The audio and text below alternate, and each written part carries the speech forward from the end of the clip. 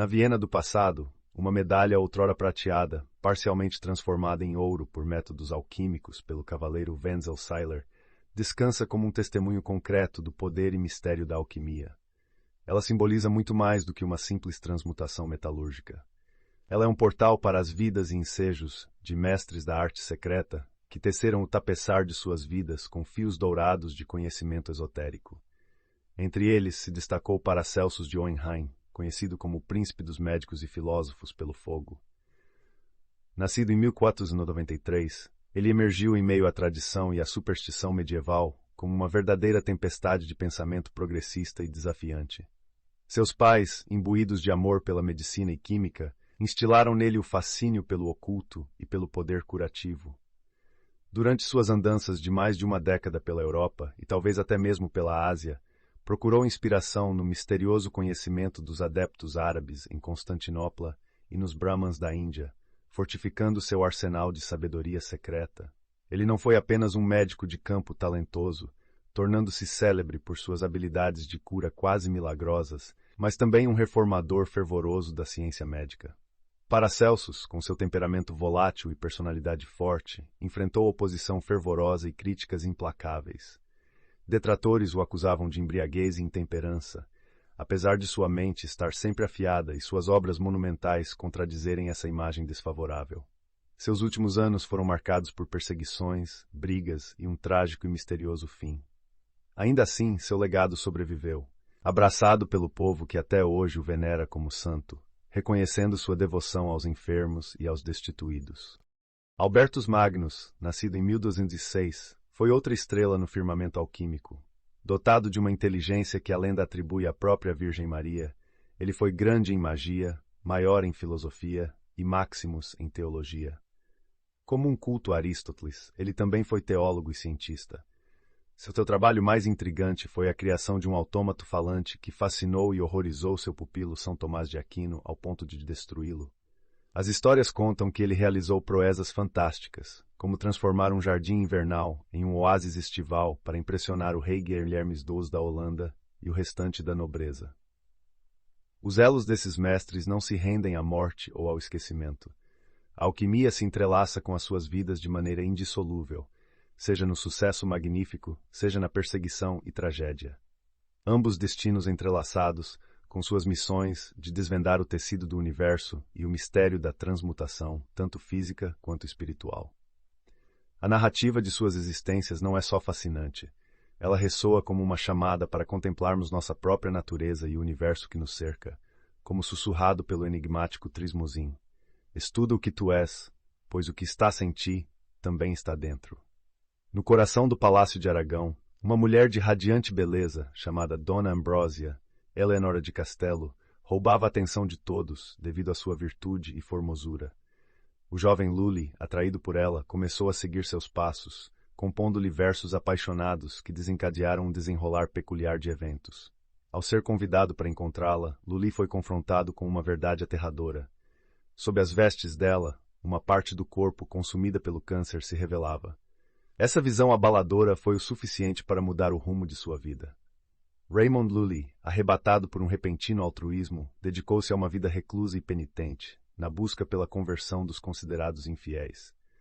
Aprendeu árabe e, acompanhado de um servo muçulmano, partiu nesse fervor religioso.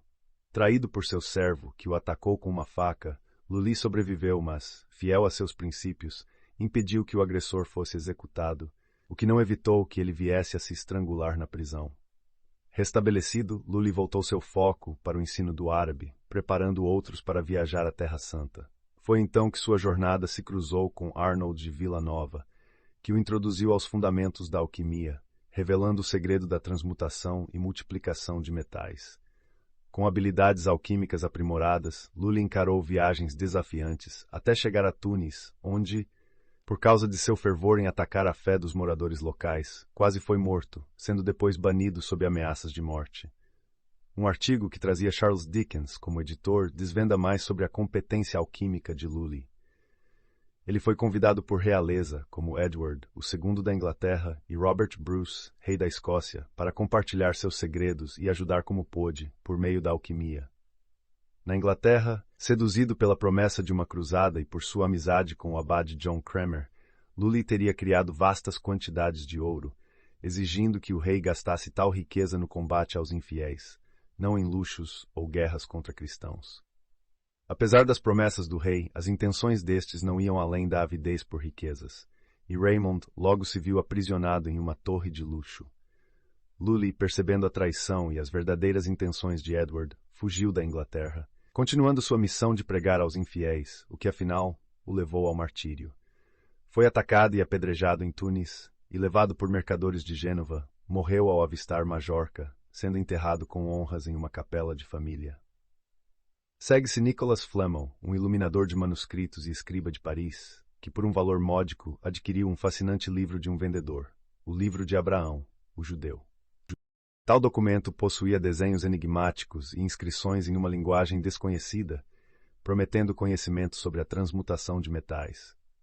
Com um pouco de sorte e muita dedicação, Flamel desvendou as mensagens codificadas e os métodos alquímicos contidos no livro.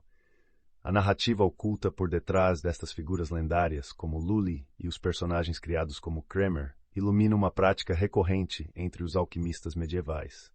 Eles escondiam frequentemente seus conhecimentos sob capas de pseudônimos ou personagens fictícios, protegendo-se de perseguições e zombarias, ao mesmo tempo em que transmitiam seus segredos arcânicos, vestidos como biografias comuns aos olhos desavisados.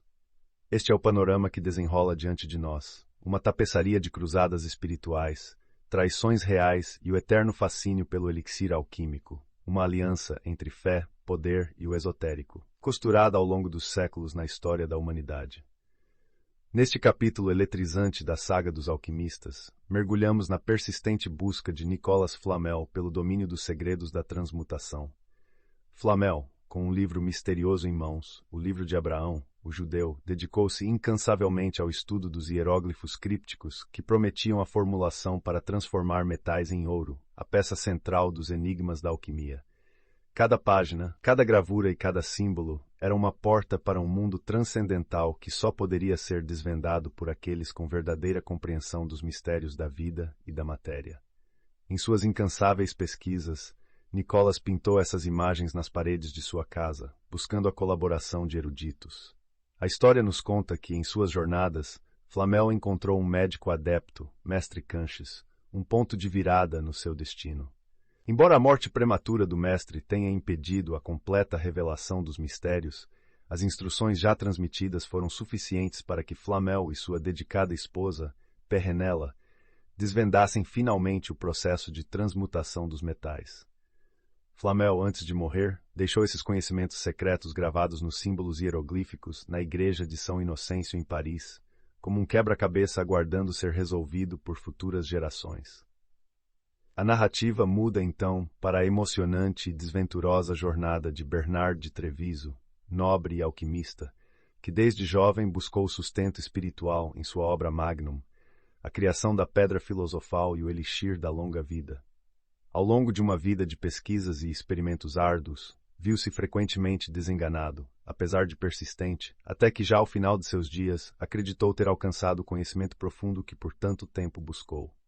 Bernard deixou um registro, um livro com as descrições de seus estudos e sucessos, nos dando uma inspiradora lição de perseverança. A alquimia é destacada como uma ciência remanescente da era mítica de Atlantis, encarada por alguns como uma ciência sagrada, erroneamente interpretada e simplificada por muitos ao longo da história. A alquimia oculta em suas práticas não apenas a transformação química, mas também a transmutação espiritual, conhecimentos que foram transmitidos até o Egito Antigo e, posteriormente, espalhados por toda a Europa. Nessa incursão pela teoria e prática da alquimia, o texto discute a conexão desta com a astrologia e as especulações sobre sua origem como uma revelação divina a Adão no Éden, ou como uma herança de Hermes Trismegistus, uma figura quase mítica que representa a soma do conhecimento antigo. Traz ainda reflexões sobre como a alquimia pode ser uma ciência adequadamente apreendida somente através da iniciação nos mistérios sagrados. Ao final, o capítulo sugere que os maiores segredos da alquimia, que prometem desvendar os mistérios da vida, da inteligência e da força, podem estar tão além de nosso atual entendimento que permanecem acessíveis apenas através do véu que divide o visível do invisível. Assim resta a pergunta instigante a todos que buscam a sabedoria ancestral. Estamos prontos para descobrir e compreender os princípios ocultos da alquimia?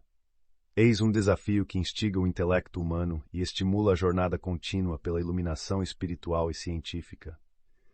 Neste fascinante capítulo da alquimia, entramos na forja dos alquimistas e observamos como manipulavam a substância do mundo. Samuel Norton, um alquimista do século XVI, ofereceu um guia detalhado através dos 14 processos alquímicos fundamentais, desde a solução inicial, onde substâncias sólidas ou gasosas se tornam líquidas, até a projeção, a arte de transformar metais comuns em ouro. Imaginem por um momento a cena, frascos borbulhando, fumaça acendendo, e os alquimistas, com suas mãos habilidosas, separando, destilando e transmutando a matéria. Refletimos depois sobre a relação da alquimia com o divino e a natureza. Para os alquimistas, cada substância, cada pedra e cada ser carregam em si uma centelha do Criador, uma semente que pode ser nutrida e ampliada. Aludindo à antiga terra do Egito, chamada de o Império Negro não por maldade, mas pela escuridão que envolvia seus processos secretos, aludimos à preservação da alquimia que sobreviveu até os dias modernos, através dos sacerdotes egípcios. A alquimia, vista pelos seus estudantes, era uma arte trifacetada, simbolizada por um triângulo e permeando 3 mundos ou esferas, o divino, o humano e o elemental.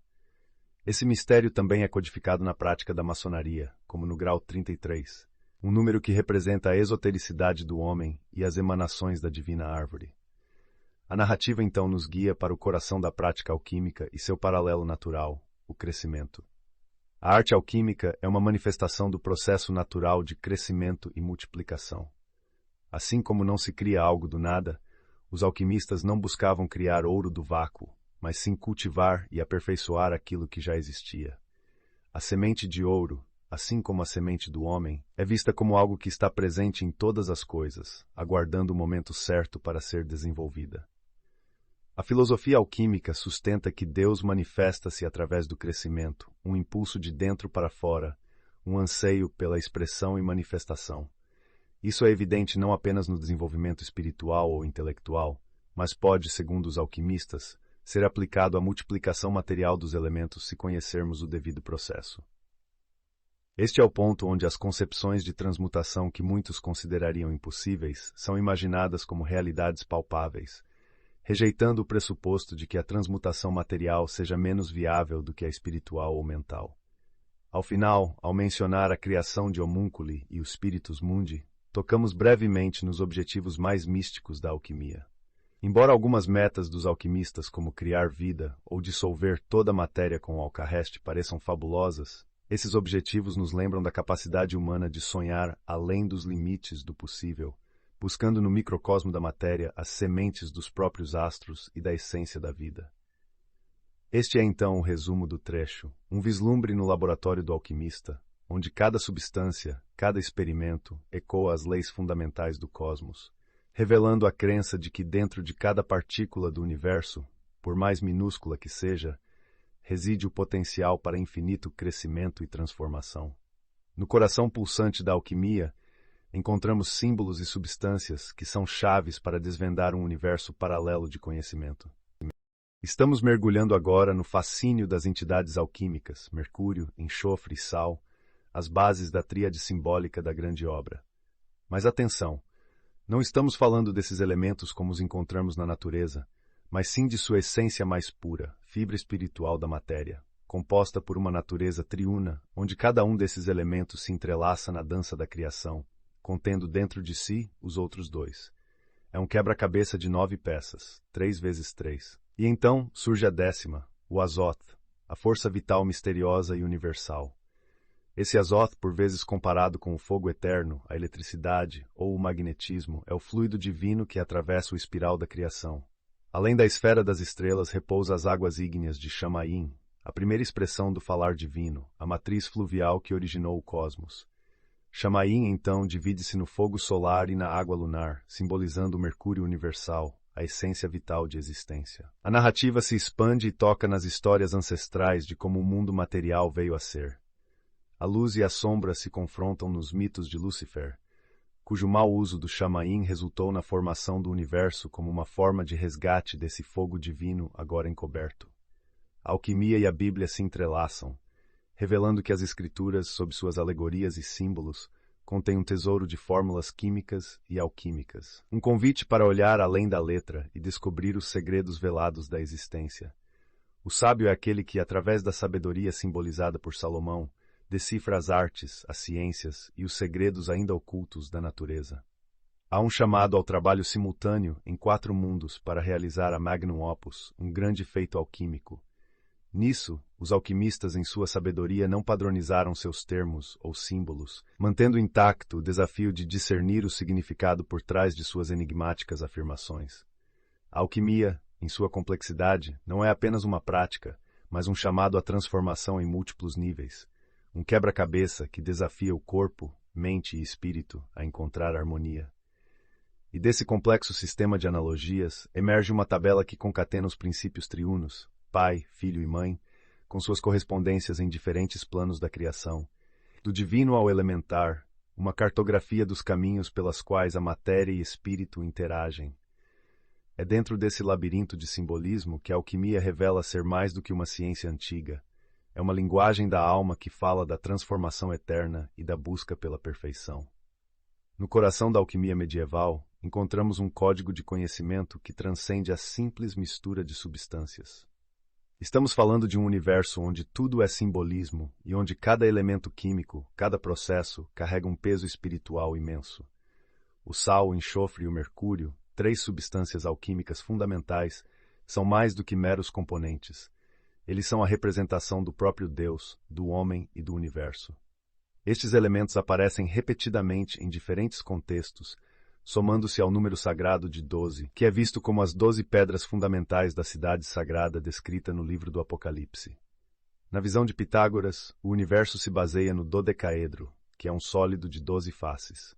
É fascinante como a simbologia de 3 agrupamentos atravessa culturas e disciplinas, das 4 partes do querubim dos maçons aos signos fixos do zodíaco. Os alquimistas medievais utilizavam uma linguagem simbólica que até hoje nos desafia. Eles incorporavam elementos humanos, animais e vegetais em suas representações, onde o ouro era representado como um rei e a prata como uma rainha. Essa linguagem é tão rica e física quanto metafísica e enigmática. Ao estudarmos as relações entre estes elementos e símbolos conhecidos na maçonaria, como os 3 grandes mestres, identificamos outra camada de significado.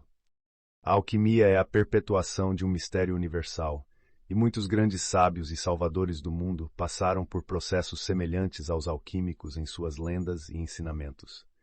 A transmutação requer que os elementos morram e renasçam, da mesma forma que o Cristo na cruz e Hira na porta oeste do templo. Este processo não está limitado ao laboratório, pois reflete a jornada da alma humana em busca da iluminação. A alquimia é tanto sobre esse processo interno quanto sobre a manipulação externa de substâncias. A solução na retorta alquímica, por exemplo, passa por uma série de etapas, mudando suas cores como um pavão, até se transformar em um elixir vermelho, o remédio universal.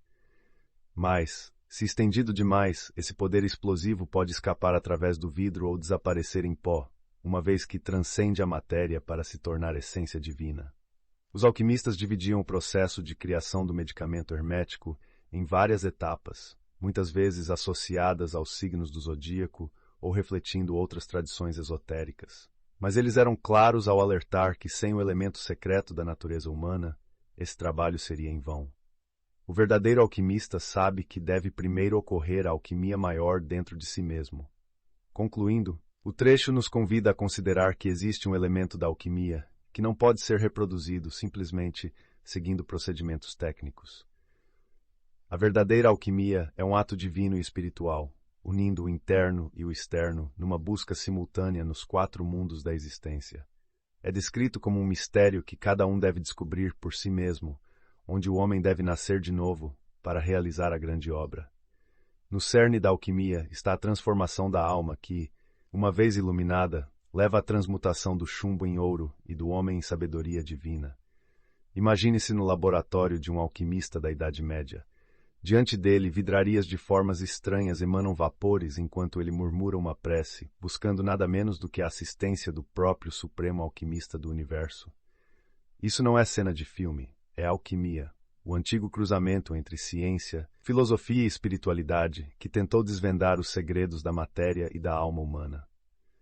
No trecho do livro que exploramos, somos levados a um mundo onde a busca não é somente pela transmutação de metais, mas pela elevação espiritual e compreensão dos mistérios da criação. Na prática alquímica, rezar não é um mero ritual, é uma invocação para que a grande obra se concretize, o magnum opus, transformando o vulgar em divino, o chumbo em ouro, simbolizando também a jornada do aperfeiçoamento humano. Na aurora dos tempos, os mestres desse conhecimento, aqueles que alcançaram a maestria na arte da transmutação, os chamados adeptos, eram seres enigmáticos e nômades, polinímios, que surgiam e sumiam instigando rumores de sua imortalidade. Sim, havia lendas de que esses sábios se mantinham jovens por séculos, graças ao elixir da vida que os alquimistas aspiravam criar. Esses adeptos traziam consigo um conhecimento que dificilmente era revelado. Em raros momentos, um alquimista escolhia um digno sucessor, seu filho filosófico, e lhe transmitia o conhecimento secreto que possuía. Mas mesmo dentro desse círculo exclusivo de iniciados, havia símbolos e códigos que só eram compartilhados quando o discípulo provava sua integridade e virtude. Os alquimistas medievais, parece, não se aventuravam sozinhos. Havia uma organização, um eco de fraternidade entre eles, destacando-se os Rosacruzes, os Illuminati e seitas árabes e sírias. A transmissão dos segredos alquímicos não era apenas uma questão de ensino, mas uma questão de legado, preservando estratégias e métodos de descoberta, mas exigindo do pupilo o desenvolver da sabedoria para desvendar o elemento ou processo que faltava nas fórmulas. Dentro desse panorama se ergue a Tábua Esmeralda de Hermes, um documento de imenso valor alquímico e maçônico. Seu texto, cercado de mistério e reverência, oferece a essência simbólica da alquimia, a união do superior e inferior, a harmonia entre o espiritual e o material, e a promessa de superação e transmutação com a descoberta do Lapis Philosophorum, a pedra filosofal. Assim, navegar pelo conteúdo apresentado no livro é como explorar um mapa de tesouros escondido, onde a alquimia é descrita não apenas como um exercício químico, mas como uma jornada de elevação espiritual, um caminho de luz no qual mestres etéreos esperam pelos puros de coração para revelar segredos que conectam a essência da natureza humana com o pulso criativo do próprio universo. Em meio ao turbilhão de símbolos que ecoam pela história, mergulhamos juntos numa revelação encoberta por milhares de anos. Os antigos nos falam em códigos e figuras misteriosas. Um deles é Shiram Telat Mekasot, uma figura de essência única, mas dividida em 3 manifestações que, alegadamente, resguarda o conhecimento oculto do universo. Esse conhecimento, simbolizado tantas vezes pelo serpente, nos remete a uma busca pela sabedoria profunda, ligada tanto a Hermes, que alguns acreditam ser uma manifestação de figuras históricas e místicas como Moisés e Zoroastro, quanto à imortal imagem do próprio serpente, uma criatura que desde tempos remotos representa sabedoria e conhecimento. Os hieróglifos egípcios, repletos de seres fantásticos e objetos alados como globos, cobras, dragões e grifos, são o palco onde se desenrola essa antiga peça de conhecimento. Esse é o terreno onde o antigo Egito plantava suas sementes de sabedoria sobre o Lapis Philosophorum, o lendário filósofo da pedra, e que gerou raízes em textos antigos repletos de insinuações, inclusive ao sábio Suídas e ao erudito Dinon, que comentou acerca dos santuários nos templos egípcios. Vemos aqui, portanto, não apenas um apanhado de mitos ou arte antiga, mas um mapa simbólico, uma guia de como os antigos visualizavam o conhecimento supremo bem diante de nós, aguardando pacientemente por aqueles ousados o bastante para perscrutar sua profundidade e desvendar seus segredos. Nesta etapa da nossa jornada pelo livro O Conhecimento Secreto de Todas as Eras, chegamos ao final das discussões sobre os efeitos solares e também do que é conhecida como Tábua de Esmeralda de Hermes, aquela pedra filosofal simbólica que, segundo a lenda, poderia transformar metais em ouro e conceder a imortalidade. Mas como na tradição alquímica, o fim de um processo é apenas o início de outro. E aqui somos introduzidos a um documento fascinante, uma carta atribuída à Fraternidade Rosacruz. Embora Eugênios Philalethes, autor referenciado, negasse formalmente ser membro da Fraternidade Rosacruz, acredita-se que ele liderou secretamente a ordem por vários anos. Na obra Lumen de Lumine, ou A Nova Luz Mágica Descoberta e Comunicada ao Mundo, ele compartilha uma carta que seria dos Rosacruzes, acompanhada de uma figura emblemática repleta de simbolismo, que desvenda os processos para atingir a pedra filosofal, unindo conceitos teológicos abstratos com fórmulas químicas concretas. A dita carta fala sobre uma montanha mágica invisível, guardiã de riquezas inimagináveis que ultrapassam o ouro e a prata, sugerindo uma riqueza espiritual. Alerta para um caminho dificultoso, onde apenas aqueles que são considerados dignos e que trabalham com afinco e busca genuína conseguem transcender os obstáculos e receber as revelações divinas no final dos tempos. A carta aconselha que essas riquezas esotéricas devem ser buscadas não com soberba ou finanças, mas com um coração puro e um espírito voltado para Deus. Discorre sobre uma jornada simbólica até a montanha em uma noite escura, guiada por um companheiro invisível, e aludindo a um processo iniciático e alquímico repleto de desafios como ventos tempestuosos, terremotos e um fogo consumidor, até o surgimento de uma grande calma e a revelação do tesouro escondido. O texto também menciona que o final dessa revelação coincide com o amanhecer, quando a estrela da manhã surge e o verdadeiro tesouro pode ser percebido. Uma tinta exaltada capaz de rejuvenescer e transformar qualquer substância em ouro puro. Por fim, o trecho aborda um ponto fundamental das práticas e rituais alquímicos, a obtenção da substância crística através do orvalho, que Paracelso usava com grande êxito em seus experimentos. Há uma lembrança constante de que esses processos são indicados apenas para aqueles que foram devidamente instruídos na arte secreta, o que sugere que há níveis de entendimento e aprendizado a serem respeitados em toda essa jornada espiritual e esotérica que a Carta dos Rosacruzes propõe. No coração do alquimismo mergulhamos nas profundezas de um conhecimento ancestral, onde os processos alquímicos estão repletos de simbolismos e substâncias esotéricas. Von Wellen, em seu tratado raro sobre sal, enxofre e mercúrio, nos apresenta não só a busca pela transmutação dos metais, mas também uma visão cosmogônica e filosófica completa, fundamentada na Cabala. Ele nos instrui sobre como extrair uma essência vital do sol através de água parada, manipulando-a em um óleo ardente através de destilação, um segredo apenas revelado aos sábios. O processo descrito entra numa fase de putrefação, onde a matéria escurece como símbolo de sua transformação, passando por várias etapas de purificação até se tornar um sal fixo, capaz de derreter como cera. Von Wellen descreve que apenas 5 gotas deste condensado, quando tomado internamente, têm o poder de ampliar o entendimento e a memória, abrindo caminho para revelações e conhecimentos ocultos, incluindo a natureza profunda de todas as criaturas e de Deus. Ele sugere a possibilidade de aprender não sobre a criação de ouro material, mas o verdadeiro ouro do autoconhecimento e sabedoria espiritual. Ele também levanta a possibilidade dessa água paradisíaca, referenciada como a água do céu, ou mercúrio celestial, ser utilizada na preparação de uma tintura para metais. A técnica descrita envolve dissolver ouro ou prata junto com essa água especial e submeter a solução a diversos ciclos de aquecimento e resfriamento. O resultado final é um elixir altamente potente, capaz de transformar grandes quantidades de metais imperfeitos em ouro ou prata. O relato abrange ainda a preparação de pedras preciosas e os efeitos maravilhosos da arte sagrada, enfatizando sempre o temor a Deus, o amor ao próximo e a seriedade da prática. O compromisso de Von Wellen com essa verdade mística é sinalizado pelo significativo ato de selar seu testamento com o próprio sangue. Transitando para o próximo segmento do livro, encontramos as figuras herméticas e alquímicas de Cláudius de Dominico Celentano Vallis 9. Essas ilustrações buscam proporcionar ao buscador dos mistérios da filosofia simbólica uma compreensão mais profunda dos processos alquímicos, que são mais sobre transformações interiores do que sobre a produção de ouro material. As imagens apresentam a evolução das cores do processo alquímico, desde o ouro azul passando pelo preto até chegar no branco e rosa, simbolizando a regeneração e o renascimento espiritual. Em síntese, esse trecho nos leva a perceber que o alquimismo é uma jornada de transformação interior, onde cada substância e cada cor possuem um significado mais profundo, relacionando-se com a expansão da consciência e com a compreensão de nossa própria natureza divina. Mergulhando nas profundezas de um conhecimento ancestral, nos deparamos com um mistério fascinante que transcende eras e culturas.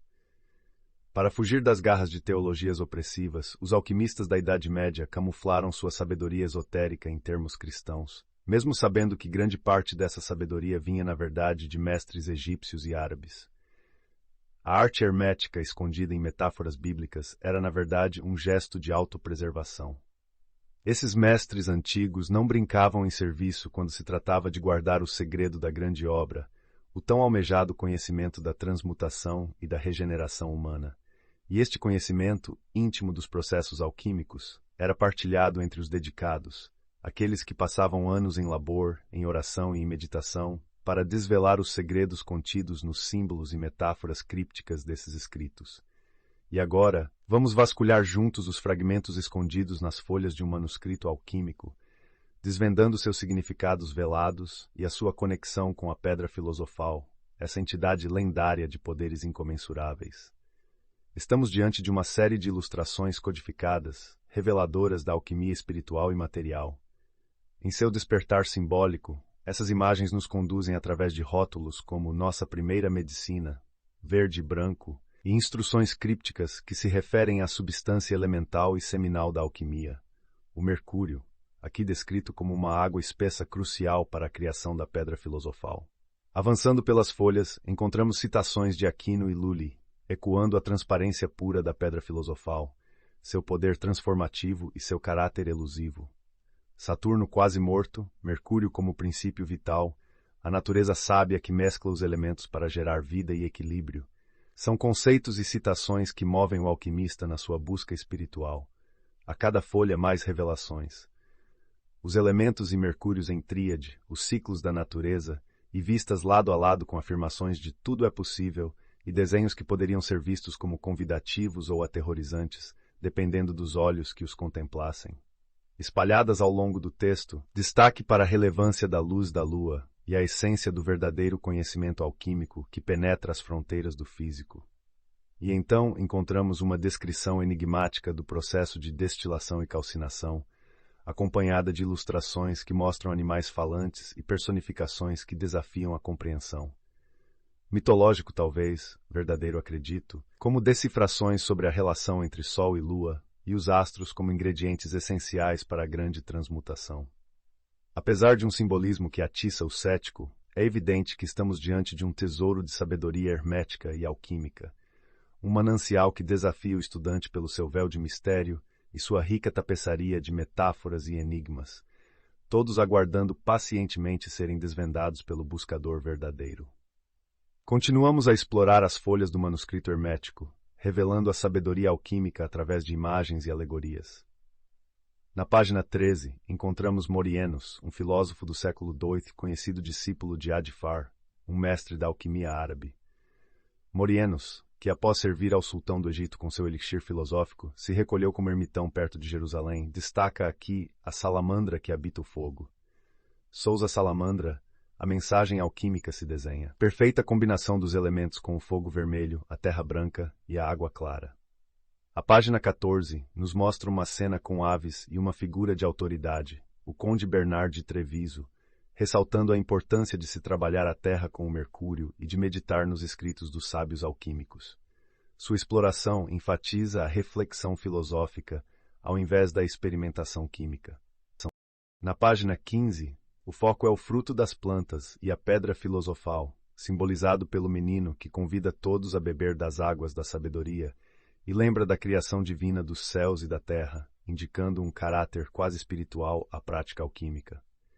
Seguindo para a página 16, nos deparamos com a morte como um meio para liberar os espíritos presos nos corpos, com a ferramenta da foice, simbolizando as influências celestias. Já na página 17, temos figuras de Hermes e outro filósofo, sublinhando a fixação e sublimação do material para atingir uma virtude infinita. Essa virada do material para o imaterial é recorrente e vital na alquimia. Na página 18, o grego Aristóteles aparece com uma árvore sobreposta pelo sol e a lua, sugerindo que o ato de trazer o céu para a terra e vice-versa é essencial no entendimento da pedra. Interpretando a página 19, Paracelsus talvez seja representado, falando da necessidade da morte e transformação para a obtenção da pedra filosofal, aquela desprezada e calcinada, mas que simboliza a imensa riqueza e libertação dos que compreendem seus segredos.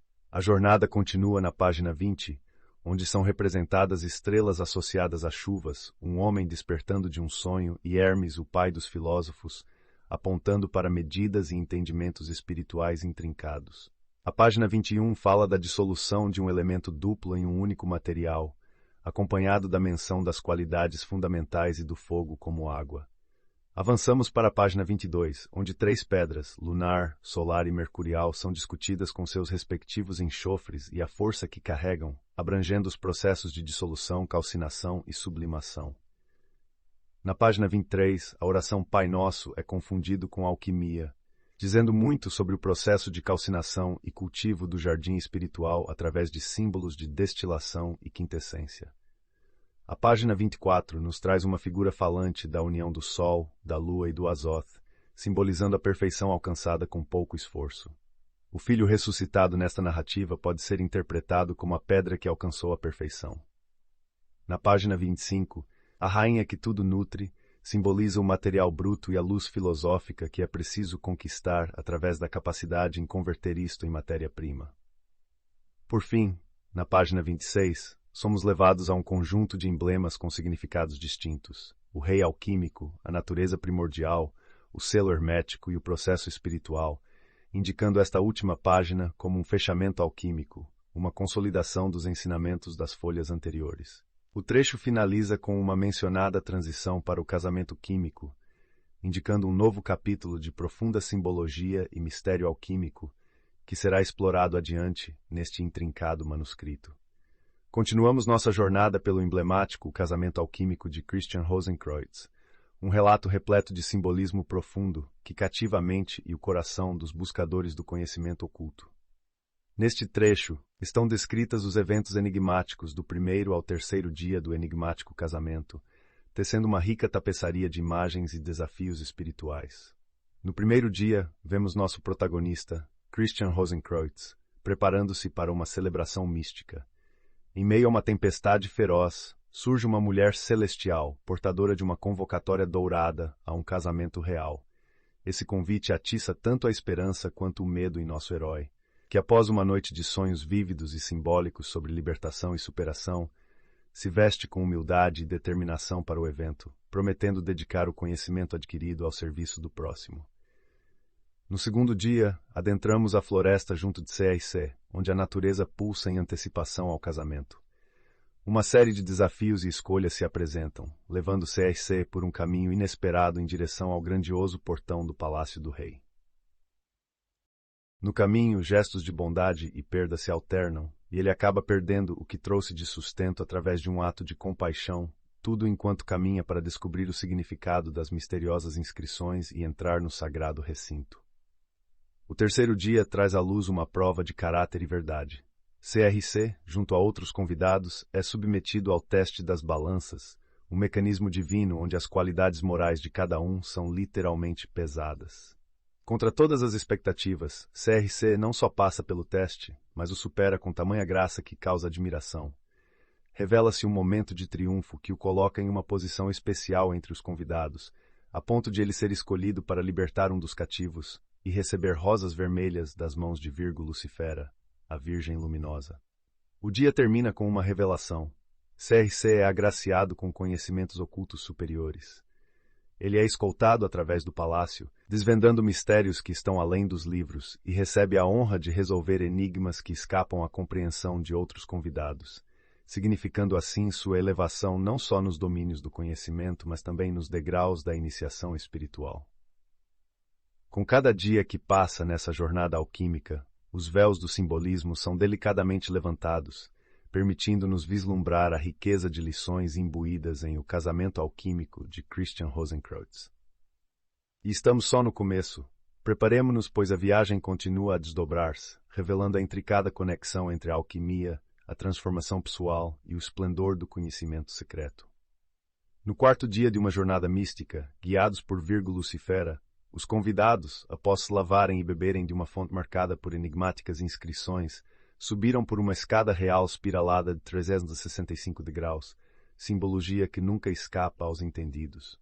Na sala do trono, a magnitude da realeza se manifestou. Reis e rainhas sentados em 3 tronos, uma magnificência que acossou os sentidos, especialmente a visão deslumbrante dos trajes da rainha, um esplendor ofuscante. Após apresentações cerimoniais perante a realeza, uma curiosa comemoração teve lugar. Os convidados foram convidados a assinar num pequeno livro negro um pacto de lealdade. O livro negro e as estranhas figuras simbolizando conceitos alquímicos desencadearam uma série de eventos lúgubres. A transmutação dos estados de ser prosseguiu numa sequência de rituais de morte e renascimento que se desenrolou em encenações que faria Sófocles ponderar a natureza da tragédia e da comédia humana. 6 entidades reais foram sacrificadas numa representação solene do ciclo da vida, com as suas essências capturadas em cálices dourados. E então uma alquimia dramática se desdobrou, culminando num espetáculo que confundiria até mesmo o mais astuto dos sábios. Do sangue e essência, algo novo emergiu. A noite caiu com visões flamejantes sobre um lago onde a beleza e o horror dançavam juntos, fundindo-se em mistério e um silêncio impenetrável. Ao raiar do 5º dia, a exploração de Circe continua, agora no reino das profundezas. Atrás de uma porta de ferro guardada por inscrições, adentrou o tesouro real, iluminado por enormes carbúnculos, revelando a sepultura triangular de Lady Vênus, e abaixo desta o corpo de Vênus em repouso etéreo. Silente, ele retorna ao seu grupo, carregando consigo o segredo de sua visão. Mais tarde, a sombria Virgo Lucifera nos leva a uma descida ao mundo abaixo, onde jazem sepultados os corpos da realeza em caixões, uma submersão simbólica que desafia os limites entre vida e morte. Em seguida, uma viagem de barco, seguindo sinais celestes, chamas e luzes, que guiam a companhia a uma ilha, lar da Torre de Olympus, destino de conhecimentos esotéricos e laboratório de mistérios crípticos. Ali, sob a orientação de Lucifera, os convidados se empenham em tarefas que pareceriam triviais se não fossem parte do tecido de um propósito maior. Ao 6º dia, a ocupação árdua revela sua essência, uma substância capaz de devolver à vida o que antes estava morto, capturada em um orbe dourado e depois purificada e transmutada em diferentes formas. De uma substância líquida a um ovo misterioso, de onde emerge uma criatura prodigiosa que passa por um processo de purificação e transmutação até finalmente se tornar pintada com um pigmento azul, com exceção da cabeça, numa alquimia que emula e reverbera os mistérios da criação. Este trecho revela uma dança simbólica entre morte, transmutação e renascimento, um tema recorrente na busca hermética pela sabedoria e verdade eternas. A jornada também reflete a transformação interior enfrentada por aqueles que procuram conhecer os segredos profundos do universo e de si mesmos. Aqui, na narrativa, reside a verdade divergente e convergente que nos permite contemplar a beleza majestosa de um cosmos complexo e enigmático, que é tanto literal quanto alegórico. Os mistérios se aprofundam e as metáforas se tornam ainda mais intricadas no relato sobre o conhecimento secreto de todas as eras. Entramos na etapa final da jornada simbólica presenciada por CRC e seus companheiros, onde assistimos ao ressurgimento de um rei e de uma rainha, frutos da alquimia e do misticismo. No 6º andar da torre encontramos um pequeno altar, sobre o qual os eventos enigmáticos continuam a se desenrolar. Aqui um pássaro é decapitado e renasce das cinzas, uma referência clara à antiga lenda da Fênix, simbolizando a morte e renovação.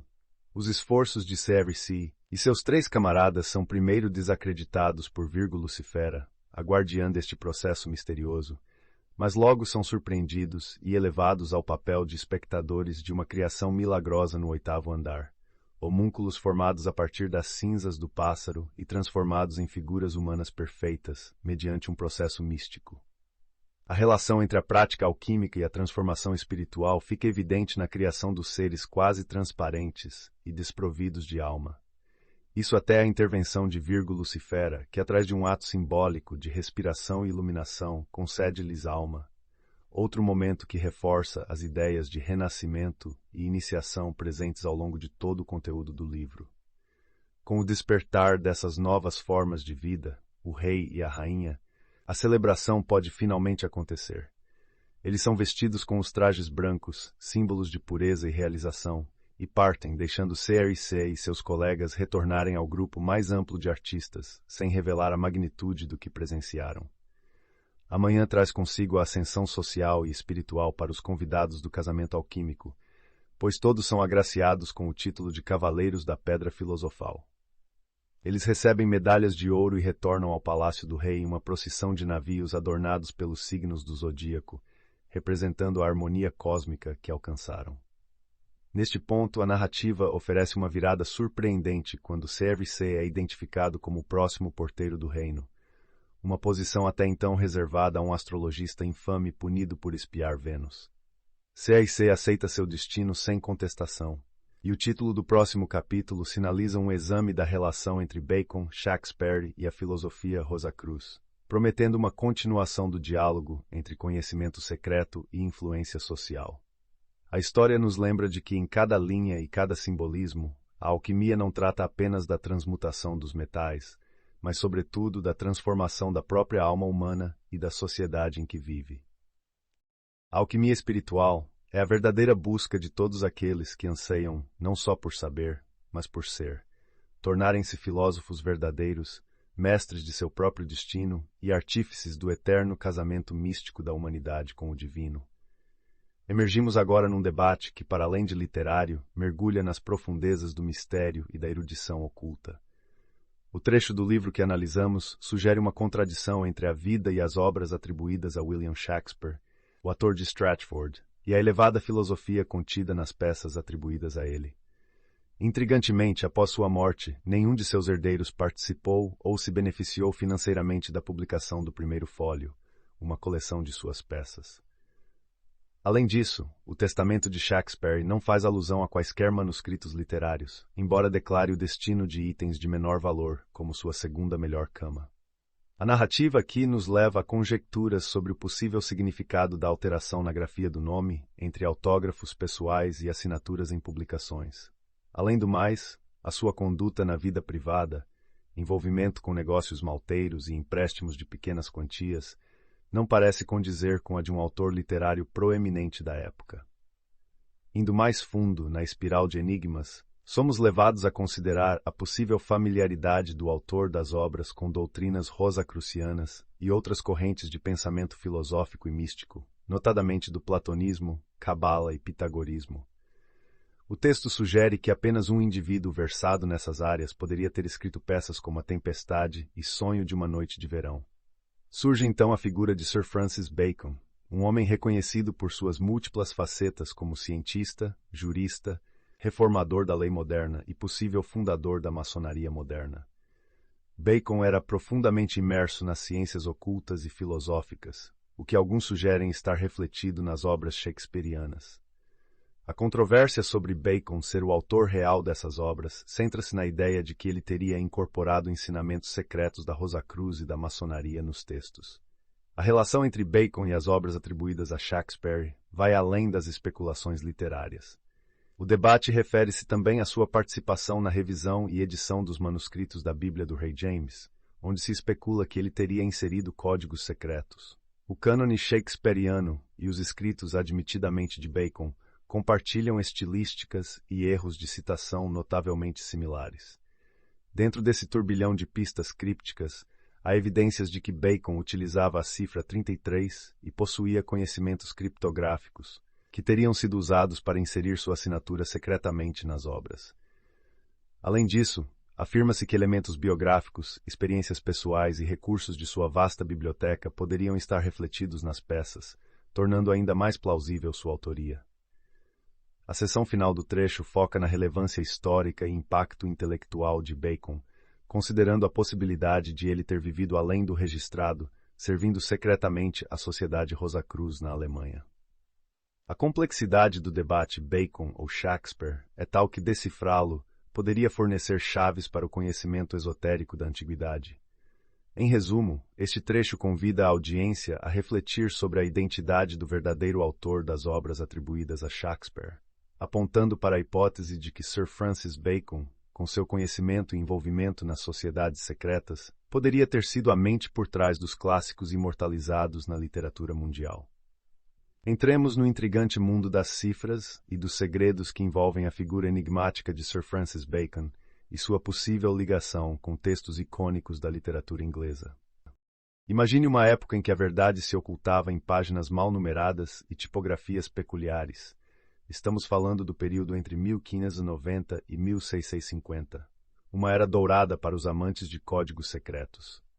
Descobrimos então que detalhes aparentemente triviais nas folhas dos primeiros trabalhos impressos, como erros de paginação consistentes ou tipos de letra específicos, podem não ser meros acidentes.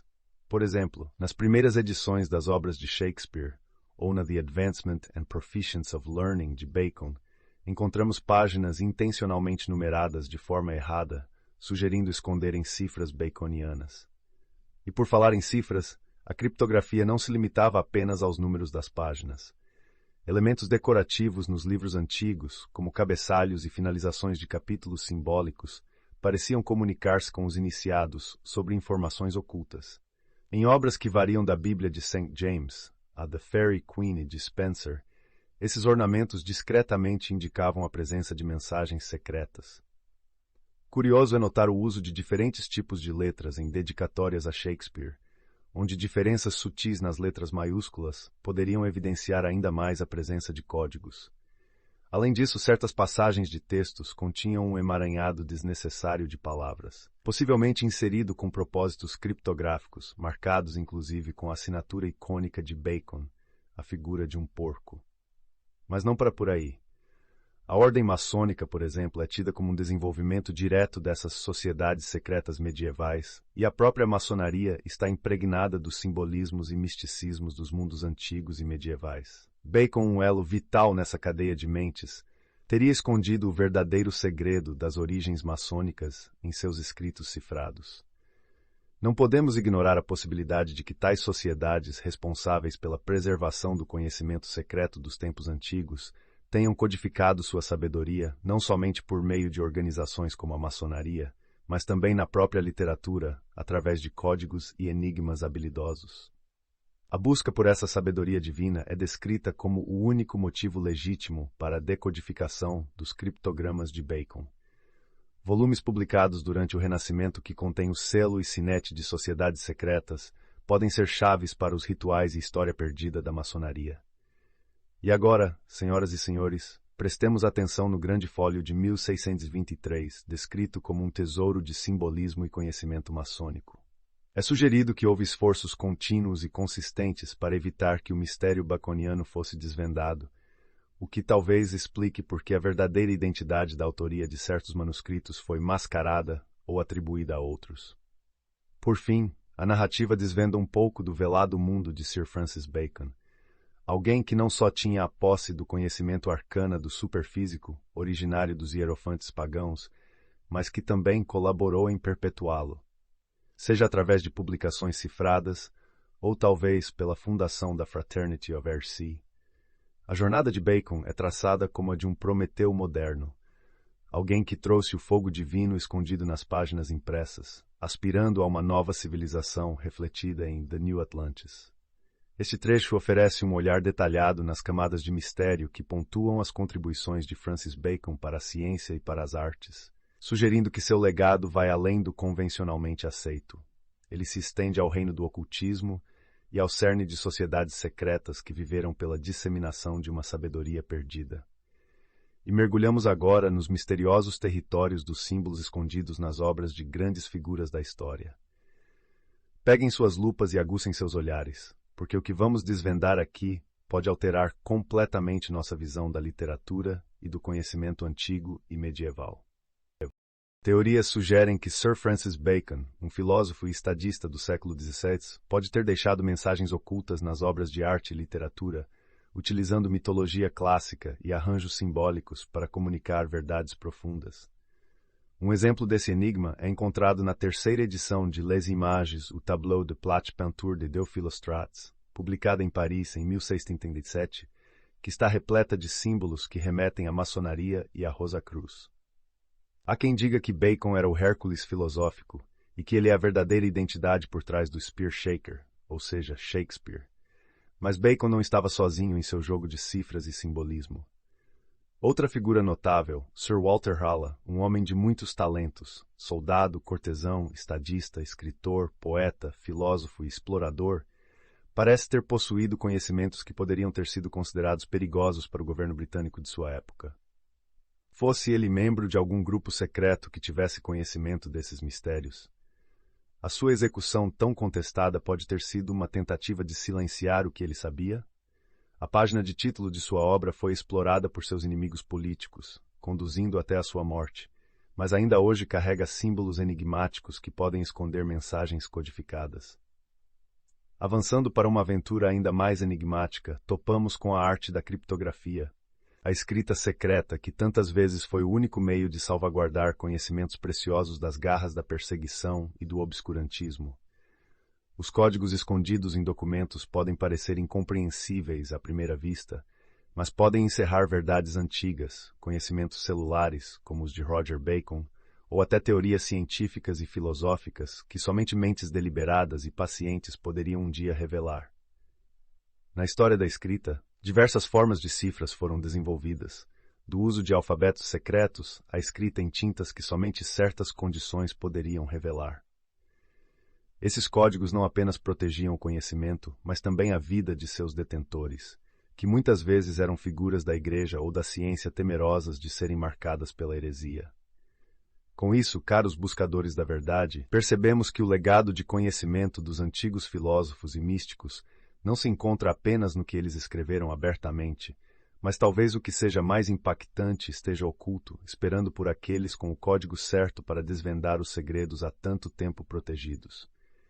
Em outras palavras, a verdade está lá, mas somente para aqueles que sabem onde e como olhar. Continuaremos nossa jornada pelos capítulos restantes, onde o conhecimento velado aguarda os merecedores de suas revelações. Adentrando os mistérios da criptografia renascentista, estamos prestes a mergulhar na intrincada e engenhosa cifra biliteral de Francis Bacon, a qual ele magistralmente chamou de omnia per omnia, refletindo seu alcance abrangente. Bacon, um gênio da época elisabetana que deixou uma marca indelével em sua época, projetou essa técnica como um meio de camuflar mensagens dentro do texto impresso, sem alterar palavras ou pontuação, mantendo-se visível apenas aos olhos treinados. Com sua habilidade para a descrição, Lord Bacon aplicou duas versões parecidas, mas distintas do alfabeto romano para implementar sua cifra biliteral. Essencialmente, cada letra impressa no documento é uma entre duas variantes, cada uma representando um A ou um B. Isso ocorre de maneira que, ao substituir as letras do documento por seus respectivos A's e B's, uma mensagem oculta é revelada. Fascinantemente, esse método foi utilizado não só em obras atribuídas a Bacon e a Shakespeare, mas também em diversos textos datados até um século após a morte de Bacon, sugerindo que sua influência e suas técnicas de cifração se espalharam amplamente e talvez foram utilizadas para propósitos políticos. Ao rever alguns exemplos do alfabeto de Bacon, podemos identificar detalhes ínfimos que diferenciam uma letra A de uma letra B. Estas diferenças, embora minúsculas, são cruciais e podem representar elementos distintos em sua cifra biliteral. Bacon compreendeu que seriam necessárias 5 letras impressas para esconder cada letra da mensagem secreta, ressoando com a precisão de um código telegráfico, transmutando letras em uma sequência de A's e B's. Vamos tomar como exemplo a frase "Wisdom and understanding are more to be desired than riches". Após um elaborado processo de decifração, verificamos que cada palavra é reduzida a uma série de A's e B's, que, quando agrupados e decodificados com a ajuda de uma tabela alfabética, revelam uma mensagem escondida. Essa mensagem ainda seria um programa, exigindo um passo adicional, utilizando um cifra de rodas ou disco para finalmente obter a mensagem legível escondida, que neste caso seria All is well. A sofisticação da criptografia de Bacon não se limita apenas ao uso da cifra biliteral, mas também se estende a outras formas como a pictórica, onde elementos visuais escondem significados esotéricos ou informações secretas, e a acroamática, um tipo engenhoso de criptograma incorporado em parábolas e alegorias. Toda esta explicação demonstra não apenas o quão avançados eram os métodos de criptografia de sua era, mas também o quão bem eles poderiam se esconder em plena vista, inseridos na arte, na literatura e até na arquitetura, aguardando serem descobertos por aqueles que conhecem os códigos secretos. Assim, a cifra biliteral de Bacon permanece um testamento para a engenhosidade da escrita codificada, um lembrete eterno de que muitas verdades podem estar ocultas mesmo nas páginas mais familiares, aguardando diligentemente para serem desvendadas. Mergulhamos em um mundo onde cada símbolo, cada letra e cada número podem ocultar verdades misteriosas, aguardando a perspicácia de alguém capaz de desvendar seus segredos. Na complexidade das cifras acromáticas, descobrimos que parábolas e alegorias não guardam apenas lições morais superficiais, mas escondem até 7 níveis de interpretação. A 7ª e mais profunda alcançava a essência do mistério que poucos iniciados eram capazes de entender, enquanto a maioria venerava as representações divinas sem compreender seu verdadeiro significado. O intrigante alfabeto divino, visto na mitologia de diferentes culturas, revela-se um jogo de caracteres que, se decifrados, nos guiariam a uma compreensão superior. Até mesmo as obras de alquimia e as gravuras dos Rosacruzes eram permeadas por enigmas ocultos nas formas mais sutis, de anagramas a sequências numéricas, anunciando mensagens como Sulfur fixum est sol, ou Fixed sulfur is gold, e o famoso vitriol, marcando a necessidade de um olhar sempre atento para além do óbvio. Avançando pela narrativa, somos conduzidos a uma figura enigmática que retrata a justiça divina e natural em um complexo entrelaçamento de círculos, cada um com diferentes camadas de significado divinas, mundanas e humanas, revelando os múltiplos aspectos de nossa existência, desde a aurora da consciência até a idade do esclarecimento iluminado pelo amor. Os cifrados numéricos nos envolvem com seu desafio matemático, onde números e letras se entrelaçam em teias de complexidade, tal que apenas os mais dedicados estudiosos rabínicos e gênios como Kircher e Pitágoras ousaram explorar. O valor numérico das palavras, as páginas dos livros e até mesmo os nomes dos autores, como Sir Francis Bacon e sua obscura relação com o número 33, podem conter pistas codificadas, sugerindo que por vezes um erro aparentemente trivial de impressão pode ser o sinal para um tesouro oculto de sabedoria. Ingressamos também no território da música, com cifras que transformam melodias em diálogos secretos, e a possibilidade de que dentro de composições de notáveis como Sir Francis Bacon, argumentos ocultos aguardem ser descobertos e interpretados com astúcia. E por fim, os cifrados arbitrários e os sistemas de código, desde hieróglifos até o moderno código Morse, desafiam nossa acuidade mental. A arte da criptografia, abraçada apaixonadamente por Edgar Allan Poe, revela-se não apenas como uma ferramenta de comunicação secreta, mas como um exercício sublime para aguçar a mente na busca pela verdade velada sob véus de simbolismo e filosofia. Este fascinante estudo da criptografia nos ensina valiosas lições sobre a intensa conexão entre a busca pelo conhecimento e a capacidade humana de ver além da superfície, de explorar os infinitos níveis de entendimento que o universo, em todas as suas manifestações, tem a oferecer. Pois no jogo de esconder e revelar, a verdade pode estar sempre ao alcance daqueles que têm olhos para ver e a coragem de procurar.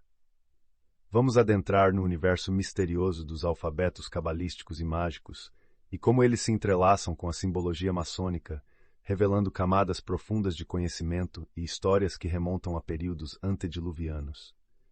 Códigos escondidos em constelações e pilares de pedra são apenas a ponta do iceberg da sabedoria oculta. Começamos com o The Writing Called Malachim, uma escrita angélica, famosa por suas formas derivadas das constelações.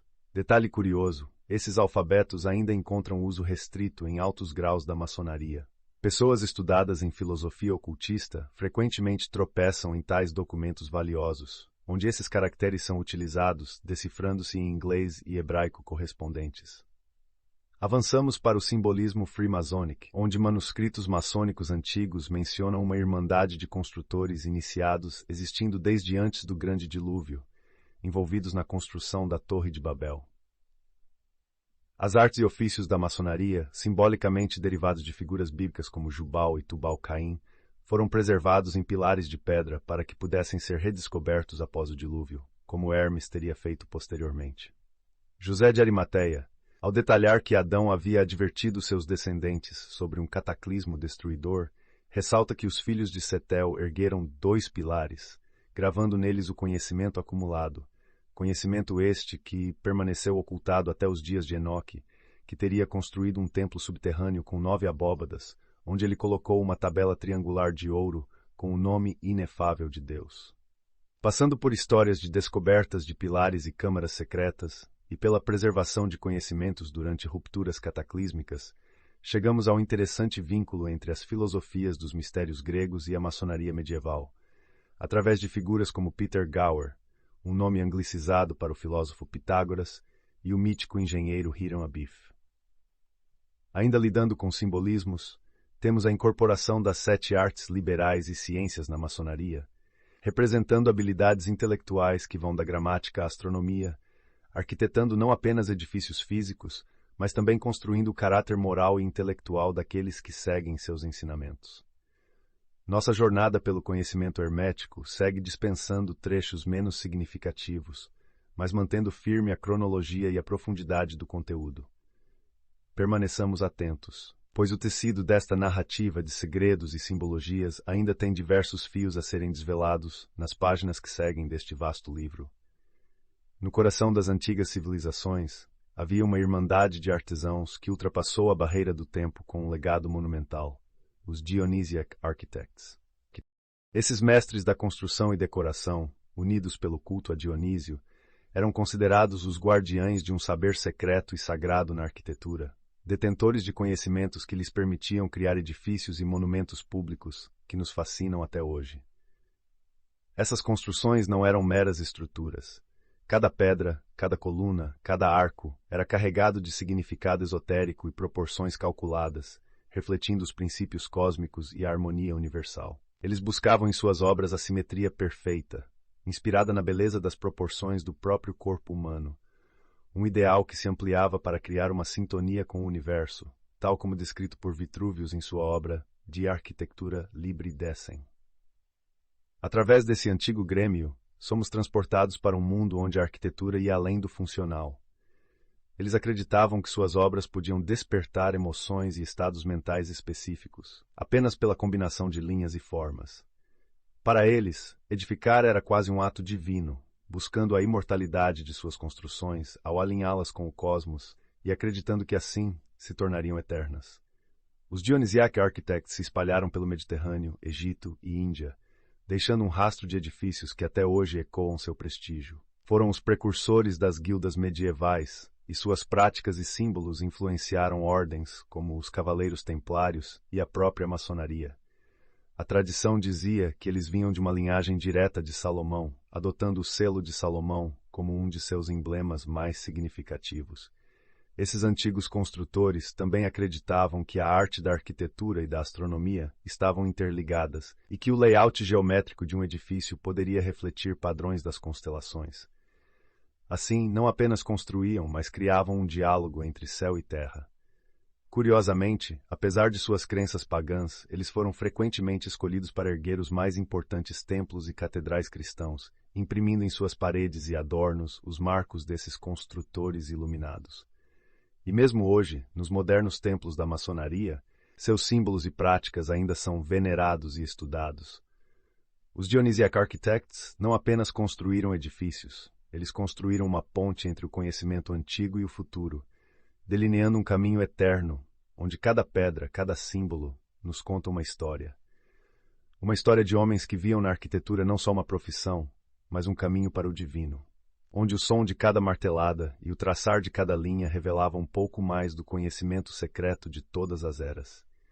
Neste pedaço fascinante que desenrola diante de nós como um tapete repleto de simbolismos e arcanos das idades, a visão dos arquitetos dionisíacos nos revela um ofício sagrado, a transformação da sociedade, simbolizada por um bloco bruto recém-extraído da natureza elemental, em uma criação deslumbrante de sabedoria e beleza. Esses mestres operários empunhavam suas ferramentas, ecoando os movimentos rítmicos do cosmos, buscando a libertação do ciclo da vida e da morte através do seu trabalho. A deidade que veneram é o grande arquiteto, modelando universos a partir dos blocos da existência.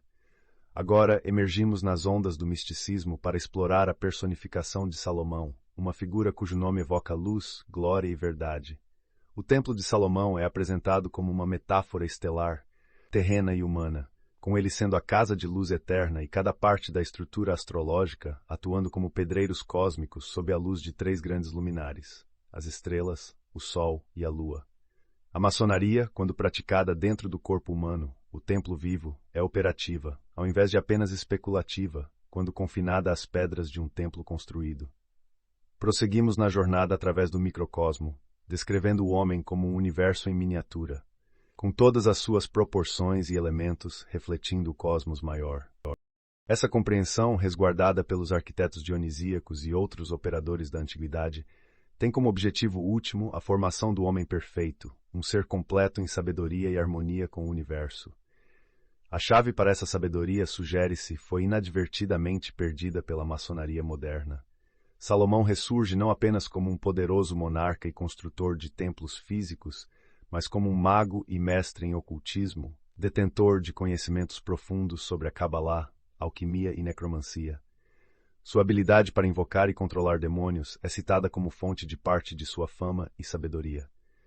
Pensa-se também que, por meio de suas habilidades esotéricas, Salomão compreendeu os segredos herméticos que permitiriam a multiplicação de metais.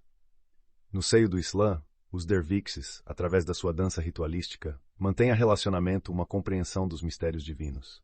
O eixo desempenha um papel central, atuando incógnito entre os mortais, ocupando o mais alto posto na hierarquia espiritual e perpetuando uma linhagem de santidade e conhecimento. Assim, reconhecemos que a maçonaria moderna, embora possa ter perdido algumas de suas chaves esotéricas originais, ainda é herdeira de um legado pródigo de rituais e simbolismos inspirados pelos visionários de inúmeras tradições que, em sequência, uniram-se ao altar da sabedoria universal, em um esforço continuado para construir a mais perfeita edificação, o próprio homem como um templo de conhecimento e iluminação. No âmago da maçonaria, encontra-se uma universidade global, cujos ensinamentos transcendem o convencional, dedicando-se às artes liberais e ciências da alma. É uma tradição que carrega verdades eternas e onde se revela o conhecimento ancestral que a humanidade busca desde os alvores da razão. A potência filosófica da maçonaria está em seus símbolos, que são heranças das escolas de mistério da antiguidade.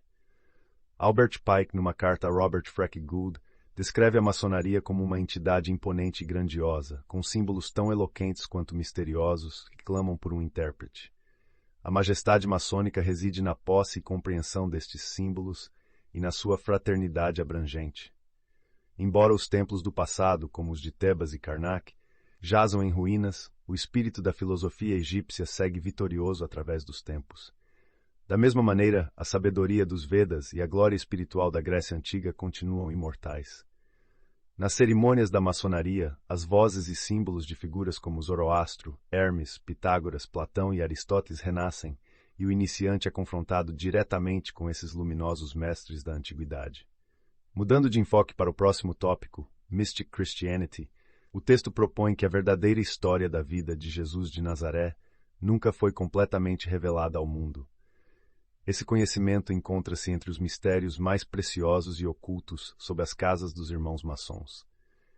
Aos cavaleiros templários que foram iniciados nos segredos dos drusos, nazarenos, essênios, joanitas e outras seitas, foi parcialmente revelada a estranha história. Os templários tinham conhecimento sobre a história cristã primitiva, o que foi um dos principais motivos para sua perseguição e aniquilação final.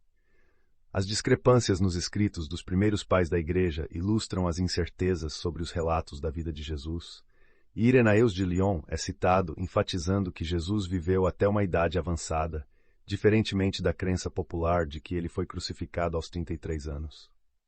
Godfrey Higgins comenta que essa evidência não pode ser ignorada e revela disputas mesmo no segundo século sobre a cronologia da crucificação. Justin Martyr, ao converter gregos e romanos, admitiu similaridades entre o cristianismo e outras crenças. Continuando, o texto menciona que há teorias sugerindo que na Síria daquela época poderia haver mais de um mestre religioso chamado Jesus, causando confusão nos relatos evangélicos. É sugerido também que Jesus pode ter estudado na Grécia e Índia, com base em rumores e registros cristãos primitivos encontrados no Tibete, e a conservação de registros por monges budistas no Ceilão. A influência oriental no cristianismo primitivo é evidente, mas pouco discutida pelas igrejas modernas. Contudo, os impactos de tal reconhecimento poderiam ser revolucionários para muitos cristãos. Para concluir, o trecho final aborda a suplementação de descrições escassas nos evangelhos sobre Jesus, por meio de manuscritos descobertos ou revelações espirituais recentes. Faz-se alusão à possibilidade de múltiplas interpretações da vida de Jesus com base em tradições diversas e ao interesse contínuo na origem mística de Jesus e nas influências de sua doutrina. Mergulhando na história espiritual da humanidade, nos deparamos com uma revelação que nos faz repensar os alicerces de nossa fé. George Faber e Godfrey Higgins trouxeram luz sobre conexões antigas que relacionam Jesus, personagem central do cristianismo, com tradições mais antigas. O nome Jesus, segundo esses estudiosos, era originalmente Yeshua HaMashiach, e ainda mais intrigantes são as evidências que sugerem um laço entre a família de Jesus e o nome Panther, tornando perceptíveis os paralelos com a figura de Bacchus da mitologia, que era cercado por panteras, e cujo nome secreto e numérico se assemelha ao monograma cristão IHS. Esse elo sugestivo nos leva a questionar se o nascer do cristianismo em Roma não teria se misturado com o culto de Bacchus, possivelmente esclarecendo mistérios antigos dos textos sagrados. E se acharmos um sim nessa investigação, podemos abrir uma nova compreensão sobre a figura de Jesus.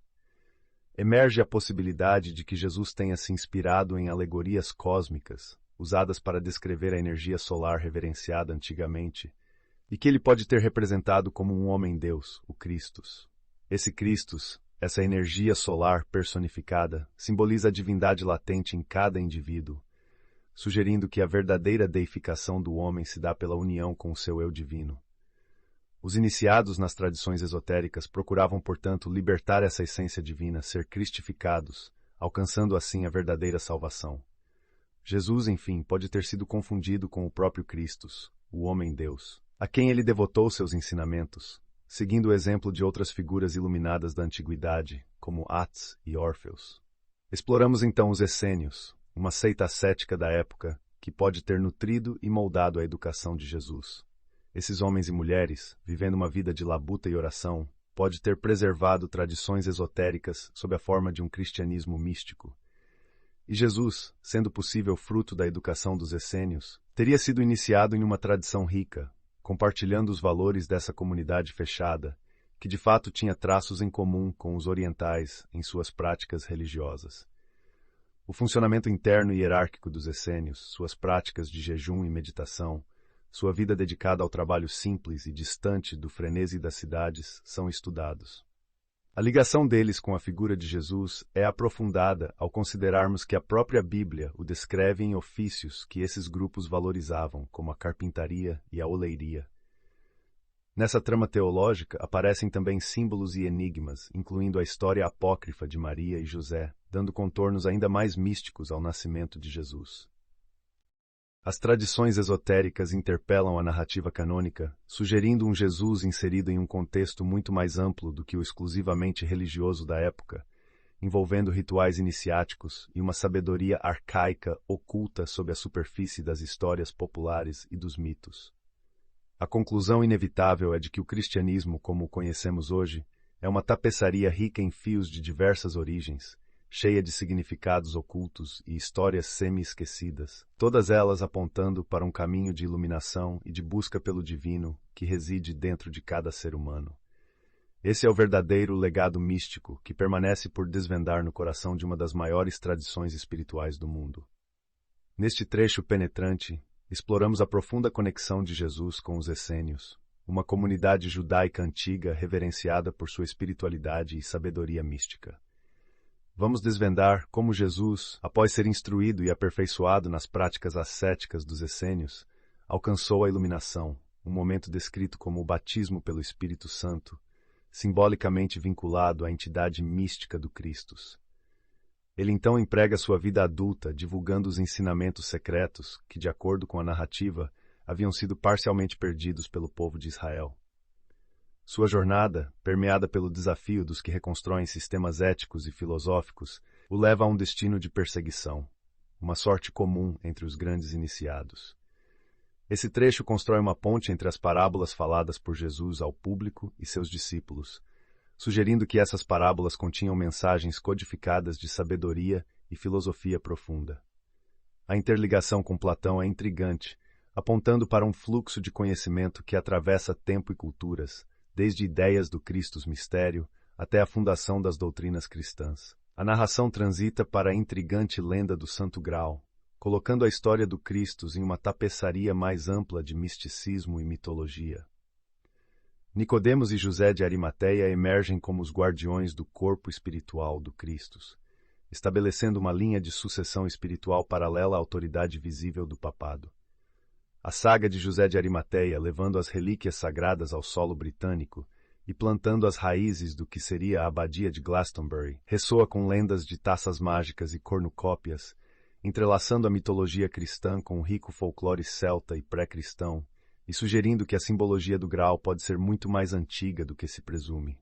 Nos é revelado ainda o fascinante personagem de Merlin, o mago, cujo nascimento híbrido entre uma mulher humana e um demônio não o impede de se tornar um defensor inesperado da luz e da sabedoria. Ele é retratado como um guardião e mentor do jovem príncipe Arthur, que representa mais um aspecto do ciclo cósmico e do eterno mito solar. A imagem do rei Arthur, o grão-mestre de uma fraternidade secreta, confunde-se com a alegoria de sua ordem dos cavaleiros. A mesa redonda, símbolo do universo, o cerco vazio da perfeição, e o destino final de Arthur após sua morte são todos elementos simbólicos que oferecem um vislumbre de uma sabedoria perdida e de mistérios antigos que possivelmente foram mantidos e perpetuados pelos Rosacruzes medievais.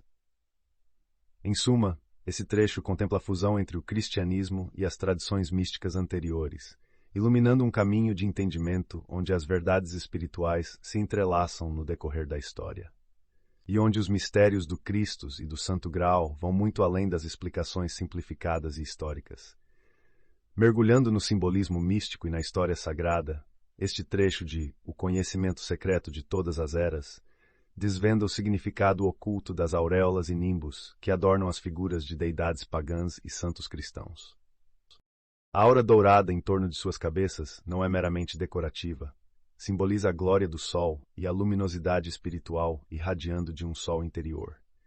Quando o nimbus é composto de linhas retas, refere-se ao sol e ao masculino. Linhas curvas invocam a lua e o feminino. Esta dualidade está presente até nos formatos das janelas das catedrais, reforçando a ciência simbólica contida nos adornos e cores das aureolas.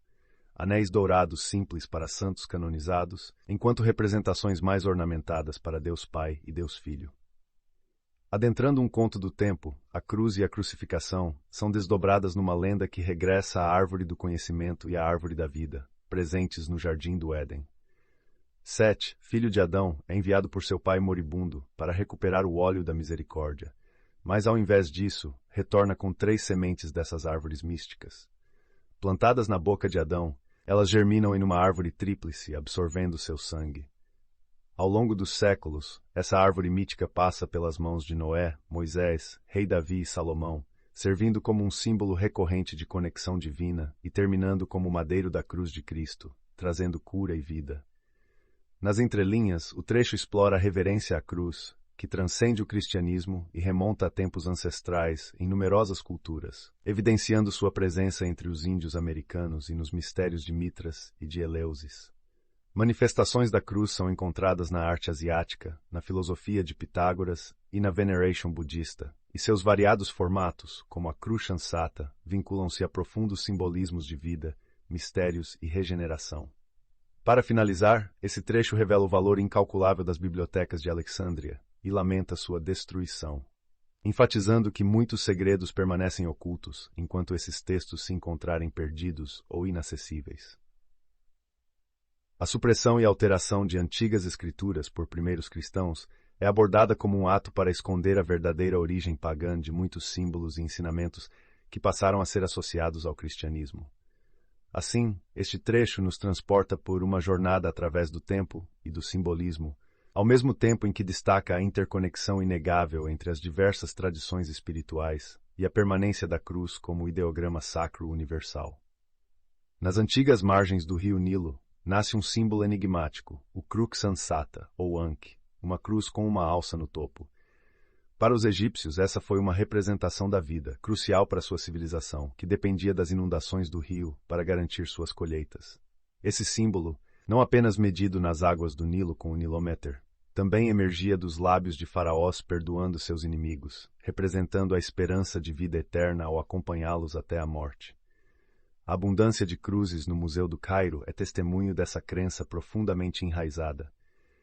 Mas esse ícone não estava só confinado ao Egito. Ele viajou por culturas e oceanos, imortalizado até nas costas remotas da Ilha de Páscoa, onde uma de suas estátuas misteriosas exibe o Crux ansata, agora adormecido nos corredores do Museu Britânico.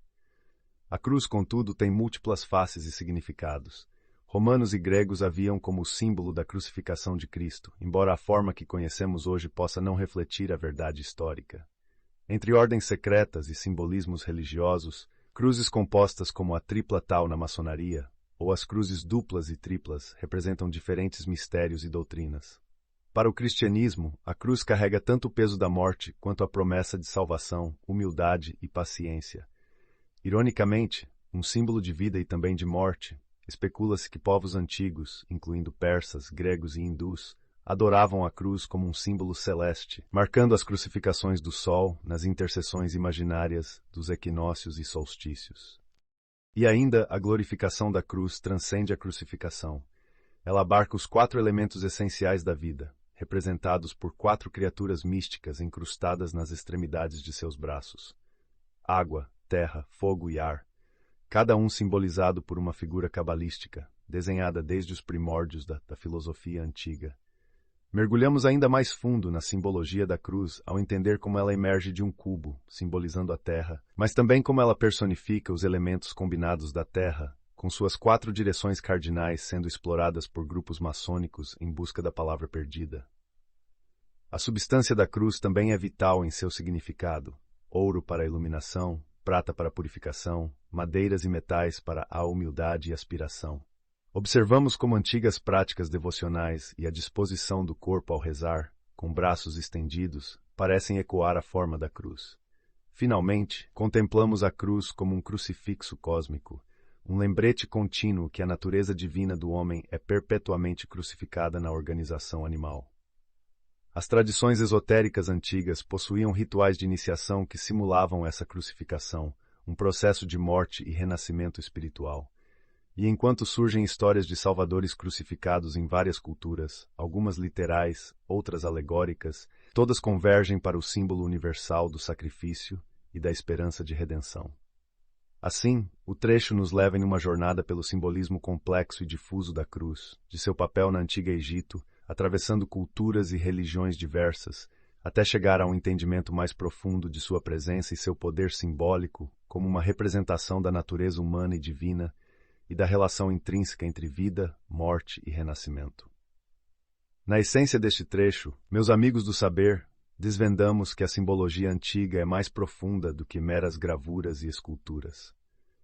Vamos explorar a cruz tal e seu significado intrincado, que se entrelaça com o divino e o mundano, além da figura enigmática de Apolônio de Tiana, que desafia as fronteiras do ordinário com poderes que sobrepõem o entendimento comum.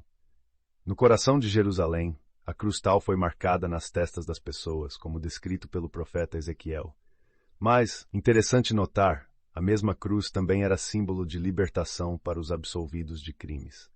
Aqui desvendamos um dos múltiplos significados da cruz, não apenas um sinal de fé, mas também de purificação e renovação. A crux ansata junta a cruz tal, simbolizando o masculino com o oval feminino, criando uma representação poderosa dos princípios da geração. Portanto, ao contrário do que muitos pensam, os antigos não somente veneravam figuras e deuses, eles reverenciavam os poderes gerativos da natureza como atributos criativos da divindade. Agora mergulhemos no mistério de Apolônio de Tiana, um personagem que quebra nossas expectativas.